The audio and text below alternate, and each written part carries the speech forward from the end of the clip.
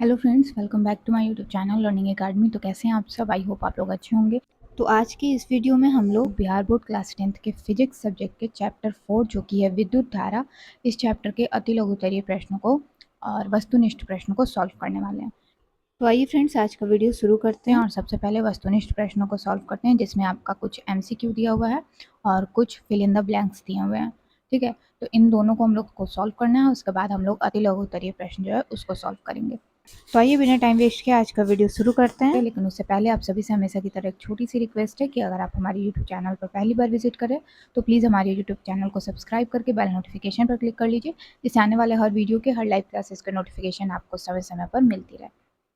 Okay, ठीक है friends, तो चलिए वीडियो शुरू करते हैं और इन सारे प्रश्नों का उत्तर जानते हैं। सबसे पहले हम लोग वस्तुनिष्ठ प्रश्नों को सॉल्व करेंगे, उसके बाद अति लघु उत्तरीय। तो आइए शुरू करते हैं। तो आइए फ्रेंड्स, यहाँ पर वस्तुनिष्ठ प्रश्न जो है सबसे पहले सॉल्व करते हैं। इसी तरह से आपको एग्जाम में भी प्रश्न रहेगा, ऑब्जेक्टिव क्वेश्चन। ठीक है, तो ऑब्जेक्टिव क्वेश्चन में इसी तरह आपको 4 ऑप्शन दिए रहेंगे और ऑब्जेक्टिव क्वेश्चन जो रहेंगे ना फ्रेंड्स, उसमें फिजिक्स, केमिस्ट्री, बायो तीनों मिला के रहता है। लेकिन जो सब्जेक्टिव होता है वो तीनों सब्जेक्ट अलग अलग बांट देता है। ये चीज़ मैं क्लियर कर देती हूँ। फिजिक्स का जो है वो ऑब्जेक्टिव या बायोलॉजी का या केमिस्ट्री का, ये आपको अलग अलग करके नहीं मिलेगा। ऑब्जेक्टिव जो 80 क्वेश्चन रहेंगे, चूँकि आपका 80 मार्क्स का एग्ज़ाम जो होता है, पेपर होता है, क्योंकि 20 नंबर का आप लोग का प्रैक्टिकल ले लिया जाता है। तो 80 नंबर में 40 नंबर आपको, यानी कि 40 प्रश्न ऑब्जेक्टिव के लगाने होंगे और 40 सब्जेक्टिव क्वेश्चन आपको लिखने होंगे। ठीक है, 40 नंबर उसमें रहेगा। तो 40 ऑब्जेक्टिव के लिए आपको 80 ऑब्जेक्टिव क्वेश्चन मिलेंगे। 80 में से आपको केवल 40 क्वेश्चन सही सही आपको लगाना है।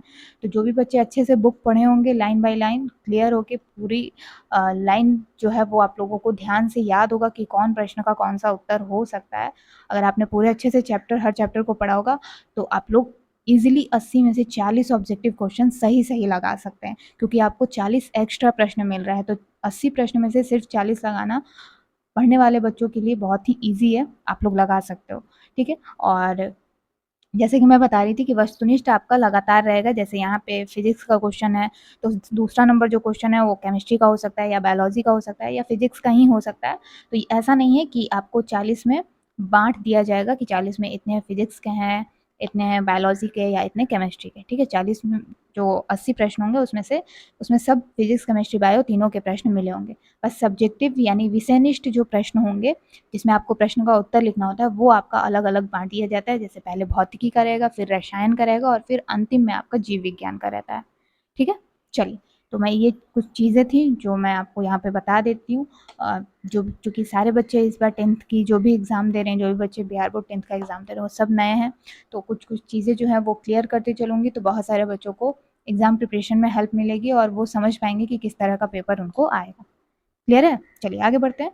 प्रश्न संख्या 1 वस्तुनिष्ठ का देखते हैं। कह रहा है कि एकांक धनावेश को 2 बिंदुओं के बीच स्थानांतरित करने में जो कार्य करना पड़ता है वो निम्नलिखित में से किसका मापक है?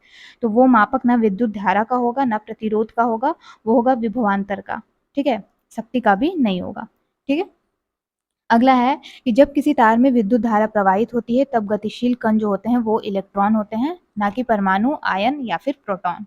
अगला है कि प्रत्येक इलेक्ट्रॉन पर ऋणात्मक आवेश होता है 1.6 गुना 10 का पावर माइनस 8 कूलाम, या फिर 0.16 गुना 10 का पावर माइनस 18 कूलाम, या फिर 1.6 गुना 10 का पावर माइनस 19 कूलाम, या फिर 0.16 गुना 10 का पावर माइनस 19 कूलाम। ठीक है, तो इसका सही उत्तर जो हो जाएगा वो होगा यहाँ पे फ्रेंड्स प्रश्न संख्या 3 का ग। ठीक है, चौथा नंबर प्रश्न है कि विद्युत धारा की प्रबलता का एसआई मात्रक क्या है? तो विद्युत धारा की प्रबलता का एसआई मात्रक है एम्पियर। ठीक है, और मैंने आपसे यहाँ पे मैं एक चीज़ आप लोग को क्लियर कर देना चाहती हूँ कि जितने भी एसआई मात्रक हैं, ठीक है, विद्युत धारा में जितने भी विद्युत चैप्टर जो आपका 2 ठो दिया हुआ है, क्योंकि नेक्स्ट चैप्टर भी आपका विद्युत से ही रिलेटेड है, तो इन दोनों चैप्टर में जितने भी एसआई मात्रक आपको दिए हुए हैं उन सारे एसआई मात्रक को आप लोग याद कर लीजिएगा, क्योंकि एसआई मात्रक जो है उसका एक प्रश्न आपके एग्जाम में ऑब्जेक्टिव के तौर पर जरूर आएगा। ठीक है, अगला है प्रतिरोध का एसआई मात्रक है ओम। ठीक है, फिर यहाँ पे हो जाएगा कि जूल या फिर कुलाम किसके बराबर होता है? तो वो होता है वोल्ट के बराबर। ठीक है, अगला है विद्युत वाहक बल का एसआई मात्रक। विद्युत वाहक बल का एसआई मात्रक वोल्ट होता है। आगे बढ़ते हैं। अगला है विभवांतर का ऐसा ही मात्रक वोल्ट होता है। विभवांतर मापने के लिए निम्नलिखित में से किस युक्ति का उपयोग किया जाता है? विभवांतर मापने के लिए वोल्ट मीटर का उपयोग किया जाता है। एमीटर को विद्युत परिपथ में कैसे जोड़ा जाता है? तो एमीटर को विद्युत परिपथ में श्रेणी क्रम में जोड़ा जाता है। ठीक है, विद्युत परिपथ में विद्युत धारा की माप किससे की जाती है? तो इसका सही उत्तर हो जाएगा वोल्टामीटर एमीटर से। ठीक है, अगला है कि निम्नलिखित में से किसमें धन या ऋण का चिन्ह अंकित नहीं होता है? तो वो होता है आपका प्रतिरोधक में, क्योंकि बैटरी में भी रहता है धन या ऋण का चिन्ह, एमीटर में भी होता है और वोल्ट मीटर में भी होता है। ठीक है, अगला है कि किसी कुंडली का प्रतिरोध ज्ञात करने के लिए क्या सूत्र है? तो उसका जो सूत्र है वो है R बराबर I बटा V, R बराबर V गुना I, R बराबर V बटा I या R बराबर V प्लस I, R बराबर V बटा I। किसी कुंडली का प्रतिरोध ज्ञात करने के लिए जो फॉर्मूला है वो है R बराबर V बटा I। अगला है बैटरी से किस प्रकार की धारा प्राप्त होती है? तो बैटरी से जो है वो प्रत्यावर्ती धारा और दिष्ट धारा दोनों प्रकार की धाराएं प्राप्त होती हैं। तो विद्युत धारा उत्पन्न करने की युक्ति को हम लोग जनित्र कहते हैं। ठीक है, अगला है विद्युत शक्ति का मात्रक होता है। विद्युत शक्ति का मात्रक होता है वोल्ट। ठीक है, अगला है कि आर प्रतिरोध के तार के किसी टुकड़े को 5 बराबर भागों में काटा जाता है, फिर इन टुकड़ों को पार्श्व क्रम में संयोजित कर दिया जाता है। यदि संयोजन का समतुल्य प्रतिरोध R1 हो तो R बटा R1 अनुपात का मान होगा, तो इसका मान हो जाएगा 1/25, क्योंकि किसी टुकड़े को कितने भाग में बांटा जा रहा है? 5 बराबर भागों में। तो 5 गुना 5 कितने हो जाएंगे? इनको गुना करना होता है तो 25 आएगा, तो 1 बटा कितना हो जाएगा? 25 हो जाएगा। यहाँ पे अनुपात का मान पूछा है तो 1/25 होगा। अगला है निम्नलिखित में कौन सा व्यंजक विद्युत परिपथ में विद्युत शक्ति को निरूपित नहीं करता है? तो IR² जो है वो विद्युत परिपथ में विद्युत शक्ति को निरूपित नहीं करता है। अगला है कि किसी निश्चित समय में किसी निश्चित प्रतिरोध वाले चालक में उत्पन्न ऊष्मा या धारा के उत्पन्न ऊष्मा जो होता है वो धारा का क्या होता है? समानुपाती होता है, वर्ग के समानुपाती होता है, व्युत्क्रमानुपाती होता है या वर्ग के व्युत्क्रमानुपाती होता है? तो इसका सही उत्तर हो जाएगा यहाँ पे वर्ग के समानुपाती होता है। यानी किसी निश्चित समय में किसी निश्चित प्रतिरोध वाले चालक में उत्पन्न ऊष्मा धारा के वर्ग के समानुपाती होता है। अगला है यदि किसी परिपथ के किन्हीं दो बिंदुओं के बीच विभवांतर भी हो और उसमें धारा I समय t तक प्रवाहित होती हो तो कार्य क्या होगा? तो कार्य होगा V Guna I Guna t। अगला है कि किसी परिपथ का वह गुण जो विद्युत ऊर्जा को ऊष्मा में बदल देता है उसको हम लोग प्रतिरोध कहते हैं। विद्युत परिपथ की शक्ति होती है V² बटा R। किलोवाट घंटा मात्रक है धारा का, समय का, विद्युत ऊर्जा का। निम्नलिखित में कौन सा मात्रक वाट के बराबर नहीं है? वाट के बराबर V² ओम नहीं है। ठीक है, अगला है विद्युत हीटर में तार की कुंडली के लिए जिस तत्व का व्यवहार किया जाता है वो होता है नाइक्रोम। ठीक है, अगला है विद्युत बल्ब का तंतु बना होता है टंगस्टन का। टंगस्टन निम्न में से किस ताप पर पिघलता है? तो इसका सही उत्तर हो जाएगा यहाँ पे 3500 डिग्री सेल्सियस पर, यानी ख हो जाएगा। अगला है किसी बल्ब से 1 मिनट में 120 कूलाम आवेश प्रवाहित होता हो तो विद्युत धारा का मान क्या होगा? ये यहाँ पे आपको निकालना पड़ेगा, तब आपका ये प्रश्न का उत्तर जो है वो बनेगा। तो यहाँ पे आपका संकेत में दिया हुआ है। ठीक है, तो इसका सही आंसर हो जाएगा 2A। किस तरह से होगा? तो I बराबर Q बटा T, 120 गुलाम बटा 60 सेकंड, यहाँ पे कटाएंगे तो 2 एम्पियर आएगा। ठीक है, अगला है 29, किसी बल्ब से 220 वोल्ट पर 2 एम्पियर की धारा प्रवाहित होती है तो बल्ब के फिलामेंट का प्रतिरोध क्या होगा? तो 110 ओम हो जाएगा, 220 बटा 2 करेंगे तो 110 आएगा। ठीक है, दो चालक तार जिनके संघटक पदार्थ लंबाई तथा व्यास में समान है किसी विद्युत परिपथ में समान विभवांतर के आड़े पहले श्रेणी क्रम में और फिर पार्श्व क्रम में यानी समांतर क्रम में संयोजित किए जाते हैं। श्रेणी क्रम और पार्श्व क्रम संयोजन में उत्पन्न ऊष्माओं का अनुपात होगा, तो ऊष्माओं का अनुपात होगा 1:4। ठीक है, अगला प्रश्न है कि 220 वोल्ट पर किसी विद्युत बल्ब से 5/11 एम्पियर की धारा प्रवाहित होती है तो बल्ब की शक्ति क्या होगी? बल्ब की शक्ति होगी 100 वाट। ठीक है, 32 नंबर प्रश्न है कि 100 वाट का एक बल्ब 250 वोल्ट के विद्युत मेन से जोड़ा जाता है तो बल्ब से प्रवाहित धारा का मान क्या होगा? तो बल्ब से प्रवाहित धारा का मान होगा 0.4 एम्पियर। ठीक है, अगला है कि किसी विद्युत बल्ब का अनुमंतांक अनुमतांक 220 वोल्ट 100 वाट है। जब इसे 120 वोल्ट पर प्रचालित करते हैं तब इसके द्वारा उपभोक्त शक्ति होगी, तो इसकी शक्ति होगी 25 वाट। ठीक है, कितनी होगी? 25 वाट होगी। तो यहाँ आपका वस्तुनिष्ठ में यानी एमसीक्यू में टोटल 33 प्रश्न थे। 33 प्रश्न यहाँ पे मैंने आपको सॉल्व करवा दिया है। ठीक है, न्यूमेरिकल जो क्वेश्चन होते हैं वो आपको बना करके सॉल्व करना होता है। अगर आपको फॉर्मूला याद है तो आप लोग इसको सॉल्व करके देख सकते हैं इसका सही उत्तर क्या आएगा। ठीक है, लेकिन इसको सॉल्व किया हुआ मैंने, तभी मैं यहाँ पे आपको सही उत्तर बता पाई हूँ। ठीक है, आगे बढ़ते हैं। अगला है वस्तुनिष्ठ में ही आपका रिक्त स्थान की पूर्ति। ठीक है, यहाँ पे आपको रिक्त स्थान की पूर्ति भी करना है और उसके बाद फिर आपको सही गलत का चयन करना है। तो इन दोनों को करने के बाद ही हम लोग अति लघु उत्तरीय प्रश्न जो है उसको सॉल्व करेंगे। तो सबसे पहला प्रश्न यहाँ पे फिल इन द ब्लैंक्स में देख लेते हैं। कह रहा है कि किसी चालक के दो बिंदुओं के बीच आवेश का प्रवाह उनके बीच डैश के कारण होता है। तो इस डैश में भरा जाएगा विभवांतर। ठीक है, किसी चालक के दो बिंदुओं के बीच आवेश का प्रवाह उनके बीच विभवांतर के कारण होता है। डैश के व्यवस्थित प्रवाह को विद्युत धारा कहते हैं। तो आवेश के व्यवस्थित, यहाँ पे हो जाएगा आवेश। ठीक है, अगला है डैश, इससे विद्युत परिपथ की धारा मापी जाती है। तो विद्युत परिपथ की धारा जो है वो ए मीटर से मापी जाती है। ठीक है, अगला है एमीटर को विद्युत परिपथ में किस क्रम में जोड़ा जाता है। तो इसको हम लोग जोड़ते हैं श्रेणी क्रम में। किसमें जोड़ते हैं? श्रेणी क्रम में।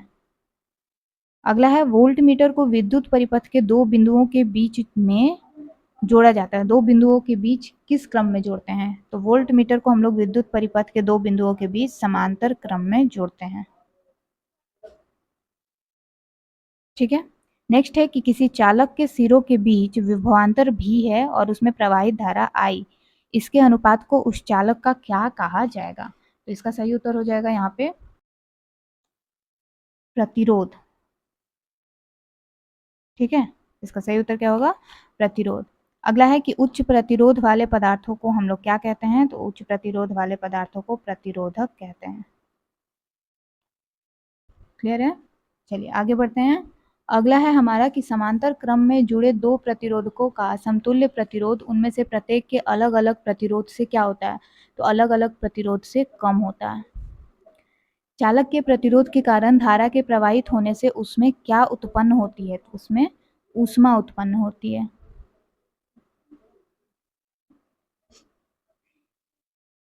विद्युत शक्ति का एसआई मात्रक क्या होता है? तो विद्युत शक्ति का एसआई मात्रक वाट होता है।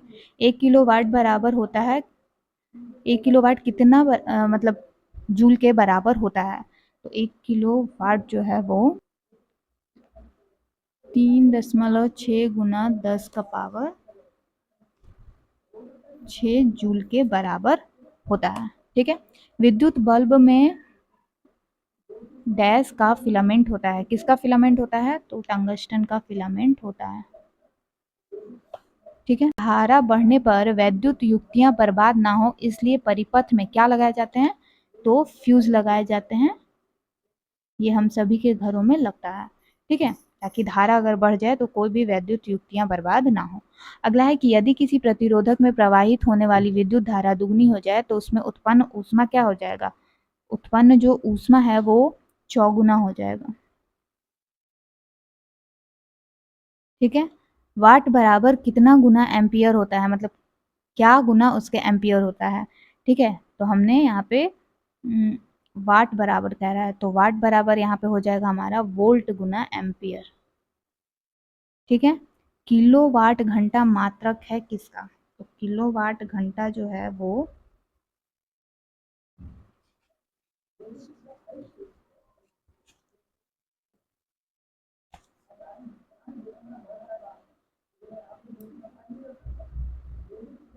तो किलोवाट घंटा मात्रक है विद्युत ऊर्जा का।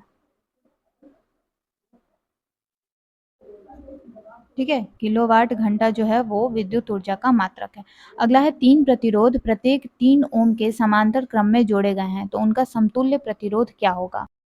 तो इनका समतुल्य प्रतिरोध हो जाएगा 1 ओम। ठीक है, क्या होगा? 1 ओम होगा। अगला है यदि 40 वाट का बल्ब 220 वोल्ट के स्रोत से जुड़ा हो तो बल्ब की कुंडली से कितने एम्पियर की धारा जो है वो प्रवाहित होगी। तो यहाँ पे हो जाएगा 220 और 40।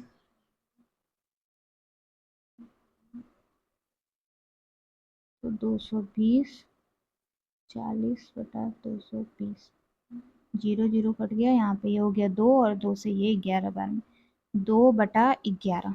ठीक है, 2/11 एम्पियर की धारा प्रवाहित होगी।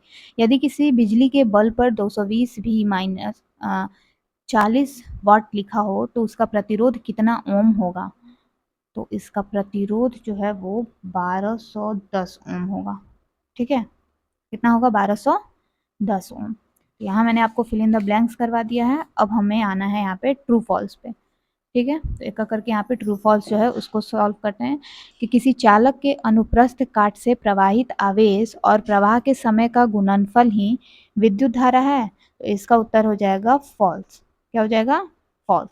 ऐसा नहीं है कि किसी चालक के अनुप्रस्थ काट से प्रवाहित आवेश और प्रवाह के समय का गुणनफल विद्युत धारा है।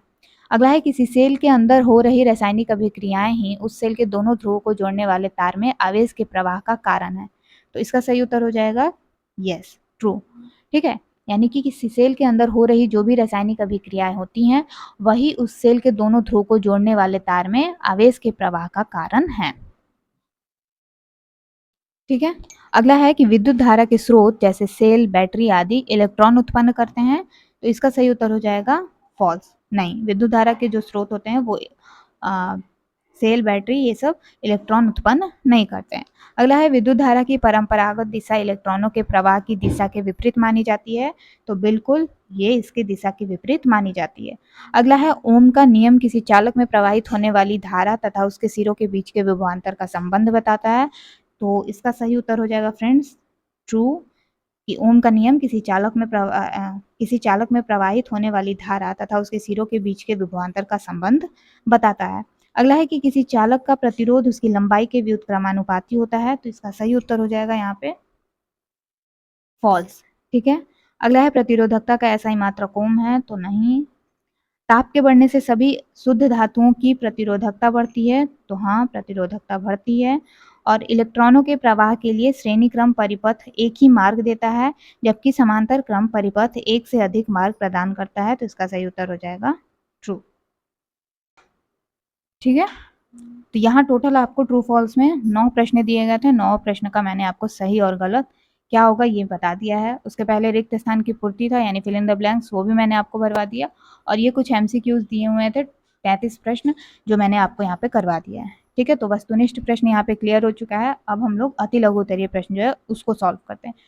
तो आइए एक करके इन सारे प्रश्नों का उत्तर जानते हैं। और मैं एक चीज़ क्लियर कर दूं, जैसे मैं हमेशा कहते आई हूँ कि जो अति लघु उत्तरीय प्रश्न होता है वो एक तरह का आपका ऑब्जेक्टिव टाइप ही क्वेश्चन होता है। ठीक है, क्योंकि अति लघु उत्तरीय प्रश्न का उत्तर आपको एक शब्द या एक वाक्य में देना होता है।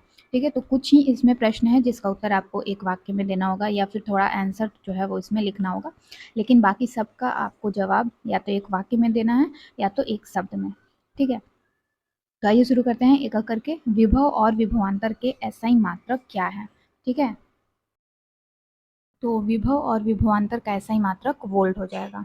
ठीक है, अगला है, विद्युत परिपथ किसे कहते हैं? तो फ्रेंड्स, जिस पथ से होकर विद्युत धारा का प्रवाह होता है उसे ही हम लोग विद्युत परिपथ कहते हैं। यानी जिस रास्ते से होकर विद्युत धारा का प्रवाह होता है वो जाता है उसे हम लोग विद्युत परिपथ कहते हैं। ठीक है, आगे बढ़ते हैं, अगला प्रश्न देखते हैं। अगला है, विद्युत धारा की प्रबलता की परिभाषा दें। तो विद्युत धारा की प्रबलता की परिभाषा ये है कि किसी चालक के किसी अनुप्रस्थ काट को पार करने वाली विद्युत धारा की प्रबलता उस अनुप्रस्थ काट से होकर प्रति एकांक समय में प्रवाहित आवेश का परिमाण है। ठीक है, तो विद्युत धारा की प्रबलता क्या है? उस अनुप्रस्थ काट से होकर प्रति एकांक समय में प्रवाहित आवेश का जो परिमाण होता है वही विद्युत धारा की प्रबलता होती है। क्लियर है? चलिए, नेक्स्ट है, विद्युत धारा का एसआई मात्रक। तो यहाँ पे मैंने लिख ही दिया है, एम्पियर होता है, यहाँ भी मैंने लिख लिया है। ये पूरा आंसर जो है वो लिखा हुआ है यहाँ पे। ठीक है, आगे है, इलेक्ट्रॉन पर कितना आवेश रहता है? तो यहाँ जो संकेत में दिया है यही इसका उत्तर हो जाएगा। 1.6 गुना 10 का पावर -19 गुलाम का ऋण आवेश होता है। ठीक है, अगला है, विद्युत धारा के मात्रक की परिभाषा दें। तो विद्युत धारा के मात्रक की परिभाषा कुछ इस प्रकार है कि एक एम्पियर विद्युत धारा का वह धारा है जो किसी चालक के अनुप्रस्थ काट से प्रति सेकंड 1 कूलाम आवेश प्रवाहित होने पर उत्पन्न होती है। ठीक है, आई होप आप लोग को अच्छे से इस प्रश्न का उत्तर समझ में आ गया। आगे बढ़ते हैं। अगला है कि क्या विभव धनात्मक, ऋणात्मक एवं शून्य हो सकता है? तो बिल्कुल हो सकता है, इसका उत्तर हो जाएगा हाँ। ठीक है, नेक्स्ट है ए मीटर को किसी विद्युत परिपथ में समांतर क्रम में जोड़ा जाता है या श्रेणी क्रम में? तो इसका सही आंसर हो जाएगा कि श्रेणी क्रम में एमीटर को हम लोग किसी भी विद्युत परिपथ में श्रेणी क्रम में जोड़ते हैं। ठीक है, नेक्स्ट हमारा जो प्रश्न है, प्रश्न संख्या 9, वो कह रहा है कि एमीटर तथा वोल्ट मीटर में से किसका प्रतिरोध अधिक होता है? तो इसका सही उत्तर हो जाएगा वोल्ट मीटर का। ठीक है, चलिए आगे बढ़ते हैं। अगला है एम्पियर, वोल्ट एवं ओम नामक मात्रकों में कोई एक अन्य दोनों का गुणज है, इनमें वह कौन है? तो हम आपको बता दें कि इसमें आपका हो जाएगा वाट। ठीक है, वाट जो है वो वोल्ट और एम्पियर का यहाँ पे गुणज है। ठीक है, क्लियर है यहाँ तक? आगे बढ़ते हैं। उस युक्ति का नाम लिखिए जो किसी चालक के सिरों के बीच विभवांतर बनाए रखने में सहायता करती है। इसका सही उत्तर हो जाएगा सेल। सेल जो है वो किसी चालक के सिरों के बीच जो है वो विभवांतर बनाए रखने में हेल्प करती है। अगला है, यह कहने का क्या तात्पर्य है कि दो बिंदुओं के बीच विभवांतर 1 वोल्ट है? इसको मैं थोड़ा सा यहाँ पे आपको लिख के बता देती हूँ। प्रश्न संख्या 12 का उत्तर यहाँ पे है कि तात्पर्य यह है कि एक कूलाम आवेश को एक बिंदु से दूसरे बिंदु तक लाने में 1 जूल कार्य करता है। यानी कि जो यहाँ पे कह रहा है कि यह कहने का क्या तात्पर्य है कि दो बिंदुओं के बीच विभवांतर 1 वोल्ट है?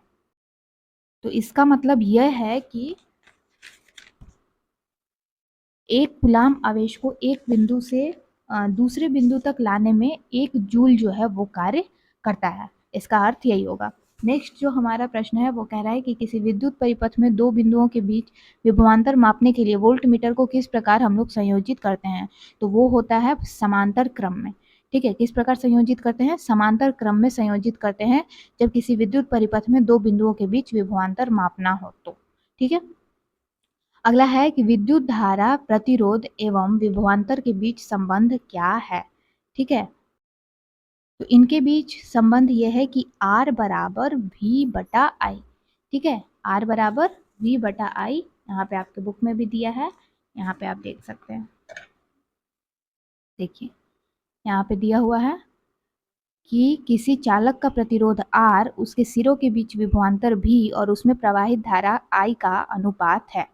ठीक है, किसी चालक का जो प्रतिरोध है R, उसके सिरों के बीच जो विभवांतर V होता है उसमें प्रवाहित धारा I का अनुपात है। ठीक है, तो R क्या है? V बटा I का ये अनुपात है। तो यही चीज यहाँ पे आपको लिख लेना है। ठीक है,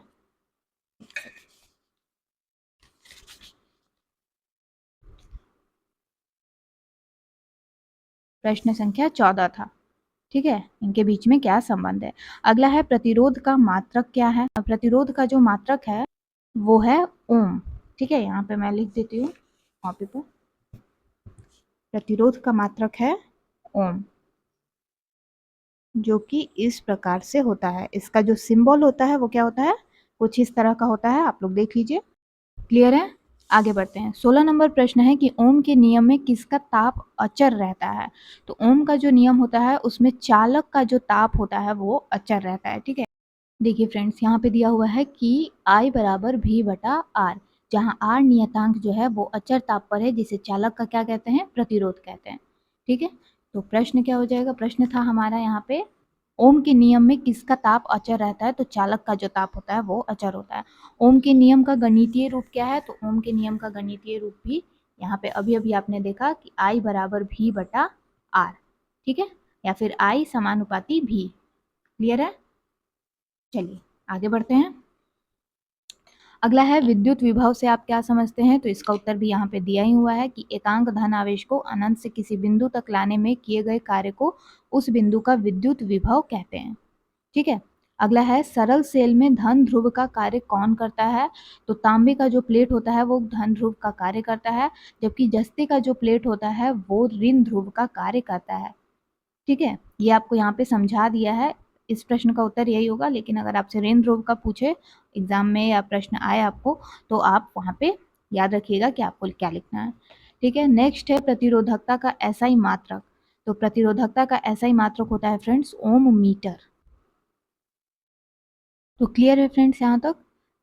आगे बढ़ते हैं। अगला है कि किसी चालक में धारा के प्रवाह से ऊष्मा में अंतरित ऊर्जा का व्यंजक लिखें। तो ये व्यंजक है H बराबर आई स्क्वायर आर टी। अब यहाँ पे H क्या है, I क्या है, R क्या है, T क्या है, ये मैं आपको बता देती हूँ। तो फ्रेंड्स यहाँ पे H जो है वो हमारा उत्पन्न ऊष्मा है, I जो है वो धारा है, R जो है वो प्रतिरोध है और T जो है वो समय है। ठीक है, तो यही व्यंजक होगा हमारा कि किसी चालक में धारा के प्रवाह से ऊष्मा में जो अंतरित ऊर्जा होती है उसका जो व्यंजक यहाँ पे पूछ रहा है उसका व्यंजक होगा H बराबर आई स्क्वायर आर गुना टी। ठीक है, तो H क्या है, उत्पन्न ऊष्मा है, I धारा है, R प्रतिरोध है और T जो है वो समय है, टाइम। ठीक है, अगला है विद्युत शक्ति किसे कहते हैं। विद्युत शक्ति का उत्तर आपको यहाँ पे लिखना पड़ेगा। ठीक है, कि किसी विद्युत परिपथ में विद्युत ऊर्जा के व्यय की दर को उस परिपथ की विद्युत शक्ति कहते हैं। ठीक है, विद्युत शक्ति किसे कहते हैं कि जब किसी विद्युत परिपथ में विद्युत ऊर्जा का जो व्यय होता है उसकी दर को, व्यय की दर को यानी खर्च की दर को हम लोग उस परिपथ की विद्युत शक्ति कहते हैं। ठीक है, चलिए आगे बढ़ते हैं। अगला प्रश्न है कि यदि किसी बल्ब पर 220 वोल्ट और 60 वाट लिखा हो तो इसका क्या अर्थ होता है। तो फ्रेंड्स इसका सिंपल सा उत्तर है कि यदि बिजली के बल्ब पर 220 वोल्ट या से 60 वाट लिखा हो तो इसका अर्थ होता है कि यदि किसी मकान के विद्युत परिपथ में इसे लगा दिया जाए तो वो 220 वोल्ट के विभवांतर पर 60 वाट शक्ति का उपयोग करेगा, अर्थात प्रति सेकंड इस बल्ब के कारण 60 जूल विद्युत ऊर्जा का व्यय होगा। क्लियर है? ठीक है, चलिए आगे बढ़ते हैं। अगला प्रश्न है हमारा कि किलोवाट घंटा क्या है। तो किलोवाट घंटा जो है वो विद्युत ऊर्जा का व्यावसायिक मात्रक है। क्या है, विद्युत ऊर्जा का व्यावसायिक मात्रक है। अगला है कि श्रेणी क्रम में जुड़े प्रतिरोधकों का समतुल्य प्रतिरोध प्रत्येक प्रतिरोधक के प्रतिरोध के मान से कम होता है या अधिक होता है। तो इसका उत्तर सही हो जाएगा हमारा कि वो अधिक होता है। ठीक है, नेक्स्ट क्वेश्चन है हमारा कि 3 विद्युत उपस्करों के नाम लिखे जिनमें विद्युत धारा के ऊष्मीय प्रभाव का उपयोग होता है। यानी कि 3 विद्युत अप्लायंसेस का आपको यहाँ पे नाम लिखना है। तो आप अपने से कोई भी लिख सकते हैं। बेसिकली मैंने यहाँ पे लिख दिया है हीटर, यानी कि एक हीटर जो होता है वो बिजली का चूल्हा कहलाता है। ठीक है, यानी बिजली से वो गैस जो है वो जलता है। अगला है आयरन हो जाएगा, इस्त्री यानी जिससे कपड़ा होता है आयरन। ठीक है, और तीसरा हो जाएगा रूम हीटर। ठीक है, तो ये विद्युत अप्लायंसेस है। ठीक है, आगे बढ़ते हैं। मात्रक एम्पियर वोल्ट एवं वाट में कोई एक अन्य दोनों का गुणज है, इनमें वह कौन है। ठीक है, तो यहाँ पे मैं आपको लिख के ही बता दे रही हूँ अच्छे से। देखिए आई जो है वो एम्पियर होता है, भी वोल्ट होता है और पी वाट होता है। ठीक है, ठीक है, तो P बराबर क्या होता है, V गुना I, यानी कि वाट बराबर होता है वोल्ट गुना एम्पियर। तो जो वाट है वो वोल्ट और एम्पियर का गुणज है। ठीक है, वाट क्या है, वोल्ट और एम्पियर का गुणज है। यही इस प्रश्न का आंसर हो जाएगा। आगे बढ़ते हैं, प्रश्न संख्या 28 देखते हैं कि बिजली के बल्ब का फिलामेंट टंगस्टन का क्यों बना होता है। ये बहुत ही मोस्ट इंपॉर्टेंट क्वेश्चन है, आप लोग इसको नोट कर लीजिएगा, एग्जाम में बहुत बार पूछ चुका है फ्रेंड्स। ठीक है, और जितने बच्चे एक बार क्लास में जुड़े हुए हैं लाइव क्लास में, वो क्लास को लाइक और शेयर कर देंगे और चैनल को भी सब्सक्राइब कर लेंगे ताकि आने वाले वीडियो और लाइव के नोटिफिकेशन आप लोगों से मिस ना हो। ठीक है, चलिए, तो टंगस्टन का फिलामेंट इसलिए बनाया जाता है कि इसका गलनांक अत्यधिक उच्च लगभग 34 डिग्री सेल्सियस होता है और अतः यह बिना गले 2700 डिग्री सेल्सियस का श्वेत तप्त ताप प्राप्त कर सकता है। और चूंकि टंगस्टन की प्रतिरोधकता जो होती है वो बहुत कम होती है, तो इसलिए पतला और लंबा तंतु लेना यहाँ पे हमें पड़ता है। ठीक है, ताकि प्रतिरोध अधिक हो और ऊष्मा अधिक उत्पन्न हो। तो इसलिए बिजली के बल्ब में हम लोग फिलामेंट टंगस्टन, जो उसका बिजली का बल्ब होता है उसका फिलामेंट टंगस्टन का बना होता है। फिलामेंट में हम लोग टंगस्टन का प्रयोग करते हैं। अगला है विद्युत शक्ति का मात्रक क्या है। तो विद्युत शक्ति का मात्रक वाट होता है। ठीक है। ये जितना मात्रक है ना, ऐसा ही मात्रक वाला जो इतना प्रश्न आपका दिया है, इन सबको आप लोग मोस्ट इंपॉर्टेंट में नोट कर लीजिएगा, क्योंकि एक ऐसा ही मात्रक जो है वो आपको ऑब्जेक्टिव में पूछता ही है। ठीक है, तो सारे ऐसा ही मात्रक आप लोग याद रखिएगा। विद्युत शक्ति हो, ठीक है, कि एम्पियर किसका ऐसा ही मात्रक है, विद्युत धारा का ऐसा ही मात्रक क्या है, प्रतिरोधकता का। ठीक है, तो इन सब का आप लोग को याद रखना है। और कोई भी गणितीय रूप, जैसे कि ओम के नियम का गणितीय रूप हमने आपको अभी अभी बताया है यहाँ पे, तो आप इन सबको भी ध्यान में रखिएगा। ठीक है, चलिए आगे बढ़ते हैं। विद्युत धारा द्वारा प्रदत्त ऊर्जा की दर का निर्धारण कैसे किया जाता है? तो विद्युत धारा द्वारा प्रदत्त ऊर्जा को किलोवाट घंटा के मात्रक में व्यक्त किया जाता है। ठीक है, किसमें व्यक्त किया जाता है? तो किलोवाट घंटा के मात्रक में व्यक्त किया जाता है। अगला प्रश्न है कि प्रत्यावर्ती धारा किस उपकरण से प्राप्त होती है? तो प्रत्यावर्ती धारा जनित्र से प्राप्त किया जाता है। ठीक है, विद्युत हीटर में तार की कुंडली किस धातु की बनी होती है? तो वो निक्रोम की बनी होती है। इन सारे प्रश्नों को तो आप लोग याद ही रखिएगा, क्योंकि बहुत ही इंपॉर्टेंट है, बहुत ज़्यादा। ठीक है, हो सकता है कि आपको एग्जाम में ये आ जाए। ठीक है, जिस तरह से ये प्रश्न दिया है और जो उसका उत्तर है, इस हिसाब से मुझे देख के लग रहा है कि आपको एग्जाम में आ सकता है, तो आप लोग इसको नोट कर लीजिएगा। अगला है कि विद्युत हीटर में विद्युत धारा के किस प्रभाव का उपयोग होता है? तो विद्युत धारा के ऊष्मीय प्रभाव का प्रयोग विद्युत हीटर में होता है। अगला है विद्युत धारा के किस प्रभाव से बिजली की घंटी कार्य करती है? ये तो फ्रेंड्स इसका सही उत्तर हो जाएगा कि विद्युत धारा के ऊष्मीय प्रभाव से। ठीक है, इन दोनों का उत्तर सेम होगा। विद्युत धारा के ऊष्मीय प्रभाव से विद्युत हीटर में भी मतलब विद्युत हीटर जो है उसमें भी विद्युत धारा के ऊष्मीय प्रभाव का ही उपयोग होता है, और बिजली की जो घंटी कार्य करती है वो भी विद्युत धारा के ऊष्मीय प्रभाव से ही कार्य करती है। ठीक है, अगला है दिष्ट धारा के कुछ स्रोतों के नाम लिखें। तो दिष्ट धारा के कुछ स्रोत हो जाएंगे आपके सेल, जिसको बैटरी भी कहते हैं, और डायनेमो, जिसको दिष्ट धारा जनित्र कहा जाता है।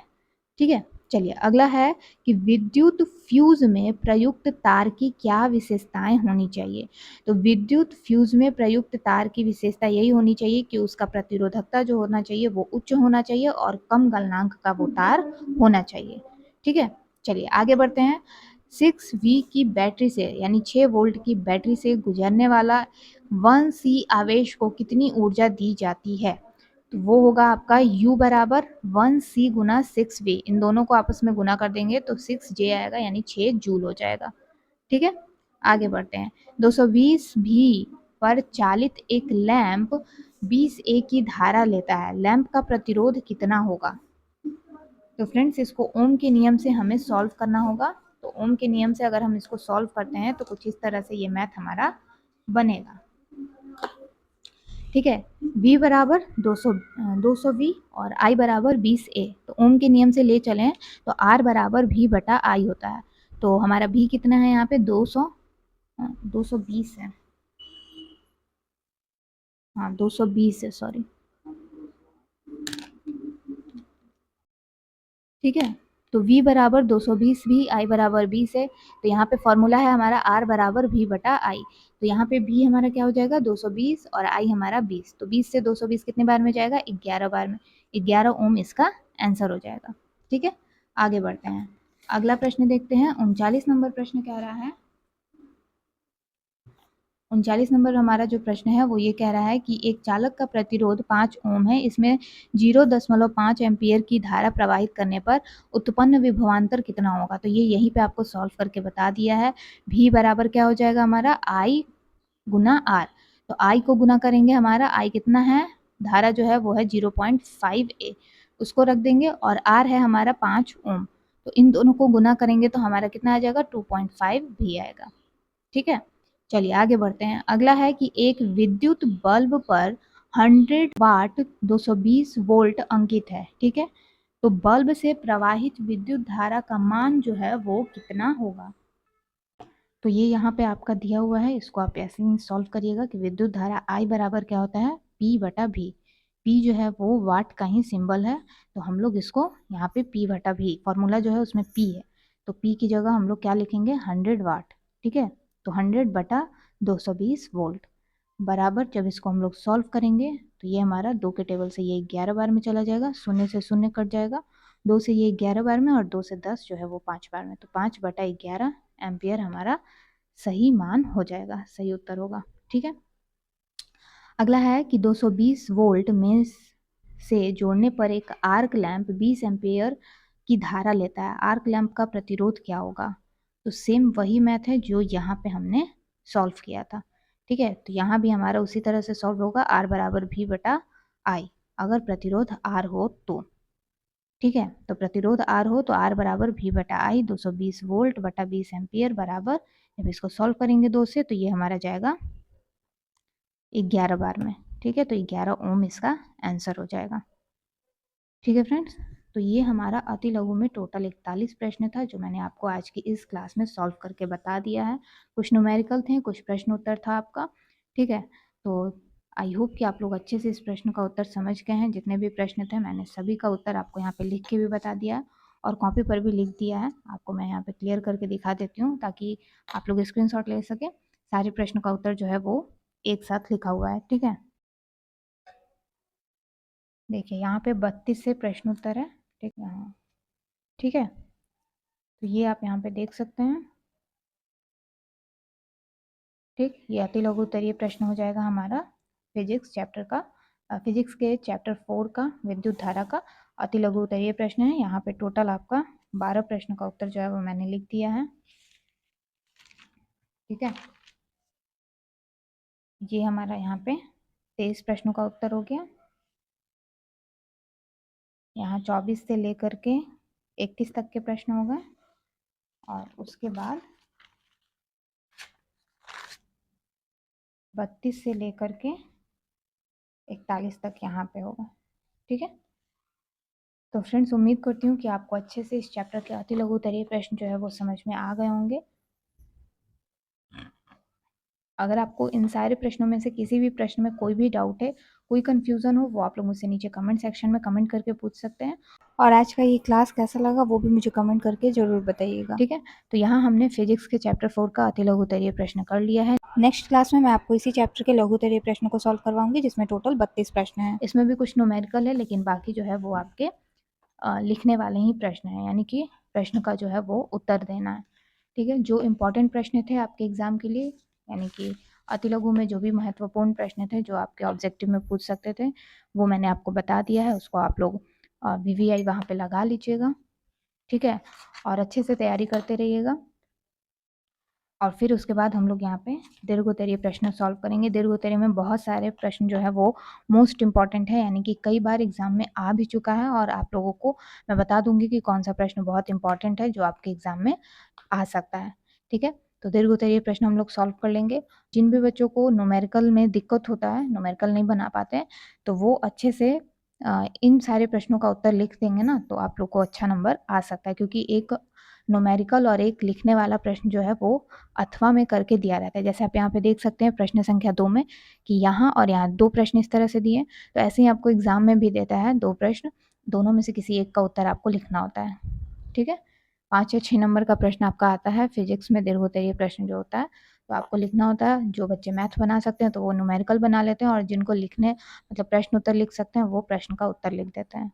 ठीक है, चलिए तो आज की इस वीडियो में बस इतना ही। मिलती हूँ आपसे नेक्स्ट वीडियो में। आज का वीडियो पसंद आया तो वीडियो को लाइक शेयर और चैनल को सब्सक्राइब करना बिल्कुल मत भूलिएगा और हमारे इंस्टाग्राम आईडी को भी जरूर से फॉलो कर लीजिएगा। और जो भी बच्चे क्लास 10th बिहार बोर्ड के SST की क्लासेस करना चाहते हैं वो हमारे सेकंड चैनल को सब्सक्राइब कर लेंगे, लिंक नीचे डिस्क्रिप्शन बॉक्स में दिया है, जहाँ पर ज्योग्राफी की क्लासेस अभी हो रही हैं। ठीक है, ज्योग्राफी में मुझे लगता है कि इकाई 6 जो है वो अब स्टार्ट होगा। इकाई 5 तक के सारे चैप्टर जो हैं वो कंप्लीट हो चुके हैं। तो जो भी बच्चे हमारे सेकंड चैनल को सब्सक्राइब कर लेते हैं वहाँ पे आपको SST की सारे क्लासेस जो भी क्लासेस होती हैं, जो भी वीडियोस होते हैं SST के बिहार बोर्ड के, उनका नोटिफिकेशन आपको मिलता रहेगा। तो सेकंड चैनल को भी ज़रूर से सब्सक्राइब कर लीजिएगा। इस चैनल को भी ज़रूर से सब्सक्राइब कर लीजिएगा जो भी बच्चे हमारे चैनल पर आज नए आए हैं। और आज के वीडियो को लाइक और शेयर करना बिल्कुल मत भूलिएगा। तब तक के लिए take care, bye bye and thanks for watching.